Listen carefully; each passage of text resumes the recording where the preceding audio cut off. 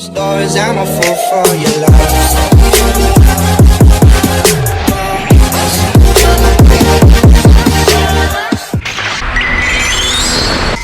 Nah, seperti biasa, sebelum lanjut video ini jangan lupa untuk subscribe dan juga nyalakan bel notifikasinya ya.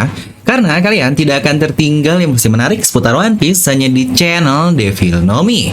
Pastikan sebelum kalian komen, kalian tonton video sampai habis agar tidak ada informasi yang miss dan tersesat seperti Babang Zoro. Oke, lagi-lagi untuk minggu ini, spoiler yang cukup lambat sama seperti minggu sebelumnya. Dimana biasanya Selasa malam kita sudah mendapatkan spoiler untuk chapter, tapi kali ini lagi-lagi baru keluar di Rabu subuh. Nah, mari kita bersama-sama bahas ada apa aja sih di chapter 1061 berdasarkan spoiler kali ini. Di mana chapter 1061 ini akan berjudul Future Island Egghead. Ya benar, nama Egghead ini bukankah terdengar sangat familiar? Dimana ini baru saja disebut di chapter 1029 lalu saat Koby ditangkap, dimana semua pasukan angkatan laut yang lain akhirnya berlabuh di sebuah pelabuhan yang bernama Egghead ini. Dan inilah dia yang akhirnya ditunjukkan langsung dengan sangat cepat oleh Oda 2 chapter setelahnya. Tapi yang menarik ini adalah Oda benar-benar jago ya, dia ngecoh pembacanya. Dari bentukan pulau yang kita lihat di chapter lalu ini mirip sekali dengan Yukiryu Island milik Shanks dan ternyata langsung dikecoh dan bukan guys. Ya seperti yang dibilang juga sih di video prediksi lalu, kita nggak bisa percaya 100% dari map non-official seperti ini karena lagi-lagi itu bukan map langsung buatan Oda tapi di plotting saja yang menurut saya walaupun unofficial tapi benar-benar terasa official karena sangat baik sekali. Tapi ternyata tujuannya tidaklah seperti yang kita prediksikan. Jadi dikatakan di chapter ini banyak laut topi jerami berlayar ke sebuah pulau yang katanya ini adalah pulau milik Vegapunk. Ya lagi-lagi Vegapunk ternyata berada di pulau Winter aka musim dingin yang sepertinya dia suka banget ya dengan musim dingin ini. Karena dahulu di kampung halaman juga di Karakuri Island yang akhirnya disinggahi oleh Franky setelah time skip.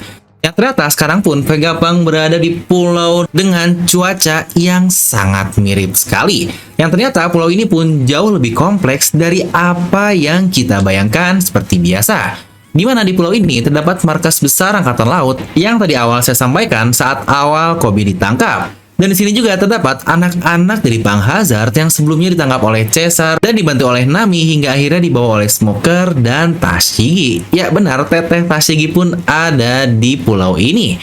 Bersama dengan beberapa member SWORD yang lain yang sejujurnya ini cukup menarik nih. Kenapa dikatakan member SWORD yang lain? Seakan-akan ini adalah pulau khusus dari faksi SWORD yang jangan-jangan apakah Vegapunk juga faksi dari SWORD yang mungkin jika begitu apakah ada hubungan dengan Monkey the Garp yang lagi-lagi bisa berhubungan dengan Dragon. Wah ini bakal jadi sangat panjang sekali. Karena banyak sekali teori kan jika Vegapunk ini adalah mata-mata dari pasukan revolusioner. Tapi oke lah, kita kembali ke spoiler saja.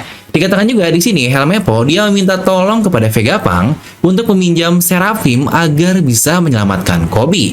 Yang saya yakin pasti nggak akan semudah itu sih diizinkan oleh mereka. Toh lawannya adalah seorang Yonko Kurohige. Kali lagi ini klasik lah ya, keputusan gegabah dari bocah ala-ala Helmeppo yang biasanya akan cukup sulit untuk diterima. Dimana yang menariknya, Luffy, Jinbei, Chopper, dan Bonnie mereka terpisah dari yang lainnya. Ya benar, ini udah terlihat jelas lah ya dari chapter lalu. Di saat Chopper dan Luffy yang terkena angin besar dan bahkan Bonnie pun ikut terhempas. Untuk Jinbei kemungkinan dia akhirnya memutuskan untuk menolong mereka ya. Toh ketiganya adalah pengguna buah iblis dengan suhu yang sangat parah ya, cocoklah Jinbei manusia ikan yang akan menolong mereka. Dan yang paling menarik dari chapter ini adalah kita diperlihatkan sosok Vegapunk yang entah sih ini asli atau tidak. Karena di spoiler cuma dikatakan jika orang ini mengaku sebagai Vegapunk. Dan dia adalah seorang perempuan. Wah, girl guys yang masih muda nih berarti untuk Vegapunk. Yang wadah banget lagi-lagi karena ini spoiler kita masih belum tahu bentukannya seperti apa. Tapi kalau cewek sepertinya dia cantik ya ala-ala Oda Sensei. Yang jika dilihat dari plot yang coba Oda bangun dari arc ini atau dari pulau ini sepertinya akan menjadi Punk Hazard versi kedua. Yang sebelumnya adalah Torao dari Supernova, persiapan saga besar ke Doflamingo hingga akhirnya ke Wano Kuni melawan Yonkou Kaido. Dimana di sini sepertinya ada hubungan dengan Supernova Bonnie, lalu pasca plot dari Punk Hazard pun nyambung dengan ini dimana ada Tashigi dan anak-anak dari Punk Hazard yang pastinya bakal kenal sama Nami si Tante Oren. Tante Oren yang udah jadi kayak koceng oren dan sebut kucing juga ya. Lalu juga ada Tuan Hidung Panjang, alis lengkung, dan yang lain-lain. Apakah saatnya mereka akan bekerja sama untuk menyelamatkan Koby yang ditawan oleh Yonko bahkan Kurohige? Pertarungan Luffy versus Kurohige apakah akan semakin dekat? Lalu bagaimana dengan Vegapunk? Apakah ini saatnya bagi Franky yang selalu tersisihkan untuk screen time dan lain-lainnya di tiap arc akhirnya akan menjadi highlight di pulau ini? Yang sejujurnya saya cukup excited sih menunggu kira-kira apa nih yang bakal diplotkan oleh Oda Sensei dengan kemunculan dari Vegapunk. Nah, lalu yang penting juga adalah minggu depan libur ya, seperti yang sudah kita tahu. Jika 3 minggu rilis chapter secara normal, maka 1 minggunya pasti jatah libur. Dan saatnya berteori-teori Nomi untuk beberapa chapter lalu yang menurut saya sangat gila sekali terkait Imu, Sabo, Koby, dan yang lain-lain.